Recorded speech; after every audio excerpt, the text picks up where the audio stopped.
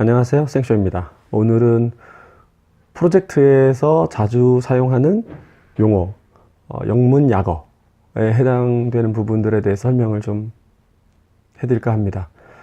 설명은 특정 회사가 프로젝트를 하게 되는 그 과정을 예를 들어서 설명을 해볼 건데요. 어떤 한 회사가 어떤 시스템을 운영 중에 있습니다. 예를 들면 뭐 보험사라면 가입 설계 뭐 이런 것들이 있겠죠. 그런 시스템 운영 중인데 그 회사의 어떤 고객이 사용하는 데 너무 어렵습니다. 또는 장애가 났습니다. 이럴 경우에 다양한 경로, 즉 메일이나 어떤 뭐 전화를 할 수도 있고 아니면 뭐 게시판에 올릴 수도 있겠죠. 이런 다양한 경로를 통해서 현업 담당자에게 이런 게 문제가 있는 것 같다라고 얘기를 합니다. 보통 이거를 VOC라고 합니다. VOC, Voice of Customer. 그래서 고객의 소리, 불만 사항이죠. 이 얘기를 불만 사항일 수도 있고 개선 요구 사항일 수도 있습니다.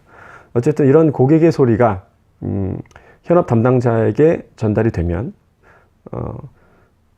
현업 담당자는 이게 문제가 있구나라는 것을 생각하고 이제 개선을 하려고 합니다. 그러면 ITO, 제가 먼저 지금 VOC 얘기했고요. 그 다음에 이제 ITO, IT는 IT 아웃소싱의 약자입니다. 그래서 보험사의 뭐 개발을 전체 다 아웃소싱하는 업체라고 보시면 됩니다. 그래서 유지보수 업체라고 보시면 됩니다. 전체 토탈에서 유지보수하는. 그래서 ITO에게 이제 의뢰를 하게 될 수밖에 없는데 보통은 이제 결제를 통해서 개선 요청 사항을 내게 됩니다. 그걸 보통 우리는 SR이라고 합니다. SR. C를 붙여서 CSR이라고 하는 말하는 회사도 있습니다. SR은 서비스 리퀘스트라고 해서 서비스 요청서를 만듭니다. C는 이제 커스터머. 그래서 보통은 이제 SR이라고 표현을 해서 결제 시스템을 통해서 ITO에게 SR을 이제 내리게 됩니다. 그러면 해당 그 업무의 담당자, 개발 담당자가 그 개발량에 대해서 공수산정을 해야 됩니다. 즉, 자기가 하고 있는 개발하는 분량도 있는데 이번에 새로 들어온 어떤 요건에 대해서 이게 대략 뭐 한 2주 정도 걸리는 일이다. 또는 뭐 금방 하는 일이면 뭐 1주 정도면 가능하다. 이런 의견을 이제 내게 되고 회의를 통해서 이제 그거 일정을 잡게 됩니다. 그래서 이제 개발을 하게 되겠죠. 그런데 이제 예를 들어서 개발자가 생각할 때 이거는 혼자서 뭐 개발량을 볼륨을 산정할 정도의 이게 그런 요건이 아니다 라는 판단이 되면 이제 의견을 내겠죠. 이거는 제가 혼자 개발할 수 없으니 솔루션을 도입합시다 라는 의견을 낼 수가 있겠죠. 그러면 어떤 솔루션이 필요한가 뭐 이런 다양한 의논이 필요하겠죠. 그래서 어차피 예를 들어서 했으니까 이 업무는 룰엔진을 도입하는 게 좋을 것 같습니다 라고 이제 의견을 줍니다. 타사에서는 이 업무는 룰엔진으로 했습니다 라고 했으면 이제 IT 기획자에게 그 소식이 이제 전달이 되고 회의를 통해서 전달이 되고, 그럼 IT 기획팀에서는 솔루션 도입을 위한 이제 회의를 하겠죠. 그리고 나서 적당한 업체를 수소문할 거고, 대략 한 2군데 정도 수소문이 됐다 면 그 2 업체의 영업 담당자에게 방문을 요청한 다음에 솔루션 도입 의사가 있으니 우리가 너희 걸 검증해 보고 싶다 이런 의사를 전달합니다. 그러면 통상 좀 많은 업체들이 있지만 그 중에서 내가 너희들을 선택했으니까 그 중에서 벤치마킹 테스트를 해보자. 그래서 보통 저희는 약어로 BMT를 해봅시다 라고 얘기를 합니다. 그래서 벤치마킹 테스트를 하든지 아니면 타사에 이런 예가 없어요. 그러면 이 솔루션이, 즉 룰엔진이 이 업무에 맞는지를 검증을 해봐야 합니다. 그래서 POC를 하자고 합니다. Proof of Concept 이라고 해서 POC를 하자고 업체에 요청을 합니다. 그러면 그 업체가 뭐 상황에 따라서 뭐 인력이 있으면 어떻게 뭐 대응을 할 거고, 없으면 뭐 다른 회사 알아보라고 하든지 하겠죠. 그래서 BMT 또는 POC라고 하는 절차를 거치게 됩니다.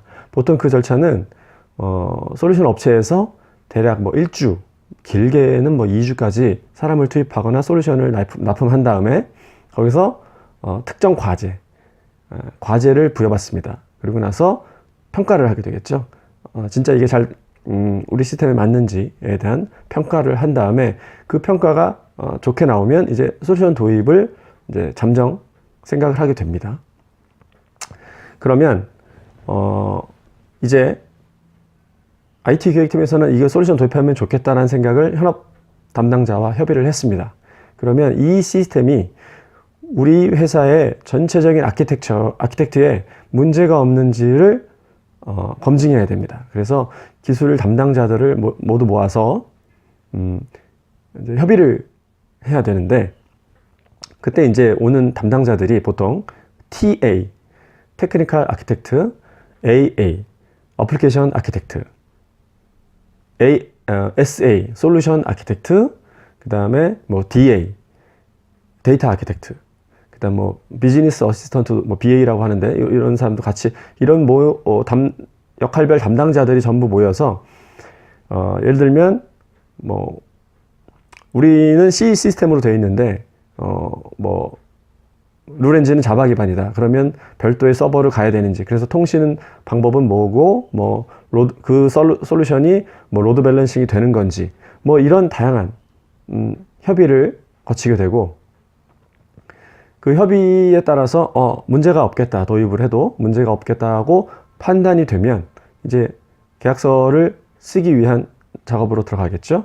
그러면 이제 RFP를 지난번에도 말씀드렸던 것 같은데 제안 요청서를 업체에 보내게 되고, 그 제안 요청서와 함께 제안서를 쓸 수도 있고, 어떻게 보면은 그냥 공수표만 할 수도 있지만, 어쨌든 실제 이 솔루션을 납품하기 위해서는 라이센스가 얼마고, 당신들이 이런 특별한 기능을 요구했으면 이 특별한 기능을 고치는 데는 얼마고, 커스터마이징이라고 합니다. 커스터마이징 비용이 얼마고, 또한 이 룰엔진이 그냥 심는다고 그냥 되는 것이 아니라 업무를 입혀줘야 되는 솔루션이기 때문에, 그러면 이 업무를 입히는데 또 공수가 얼마큼 들어간다. 그렇게 해서 최종 견적서를 내게 됩니다. 그러면 또한 DR이라고 그래서 디제스터 리커버리라고 하죠. DR 센터를 금융사는 별도로 다 가지고 있습니다. 그래서 불이 나거나 뭐 예를 들어서 뭐 서버가 망가졌을 때 대체할 수 있는, 복구할 수 있는 어떤 센터를 운영하고 있습니다. 그래서 DR 센터도 좀 알아두시면 좋은 용어고요. 그래서 견적서가 이제 그 업체에 들어가게 되고, 그 견적서의 기반으로 이제 협상을 하겠죠. 그래서 토탈 뭐 몇 억 이렇게 해서 협상을 하게 되면 이제 본격적으로 프로젝트가 이제 시작이 될 겁니다. 프로젝트가 시작이 되면 이제 프로젝트 전체 일정을 관리하게 되는 WBS라고 하는 걸 작성하게 됩니다. 작업 일정표라고 보시면 되는데, 워크 브레이크다운 스트럭처인가요? 아마 그거에 약자일 것 같은데, WBS를 작성하게 됩니다. 전체 시작부터 종료까지 어떤 순서대로 어떤 일들을 해서 이 프로젝트를 마무리하겠다 라고 하는 WBS를 작성하게 되는데 굉장히 중요합니다. 이 WBS가 뭐 엑셀에다 놓고 뭐 관리할 수도 있고요. 그 다음에 MS 프로젝트라든지 PMS, 프로젝트 매니지먼트 시스템이라고 하는 별도의 시스템을 가지고 프로젝트 관리를 할 수도 있습니다. 삼성 같은 경우는 오픈 PMS라고 부르는 그 PMS를 가지고 있고요. 그 다음에 오픈소스로는 뭐 레드마인 같은 것도 사용하기도 합니다. 어쨌든 그래서 프로젝트를 이제 처음부터 관리를 뭐 어떤 식으로 하든 상관은 없겠지만 이런 용어들을 사용한다, 이렇게 보시면 됩니다.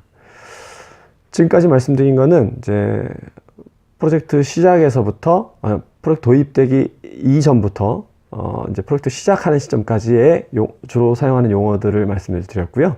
다음번 영상에는 이제 프로젝트를 하게 됐으니까 이제 자주 사용하는 시스템 용어들이 있습니다. 시스템 용어, 어떤 것들이 있는지에 대해서는 다음 영상에서 한번 알아보도록 하겠습니다. 생큐였습니다.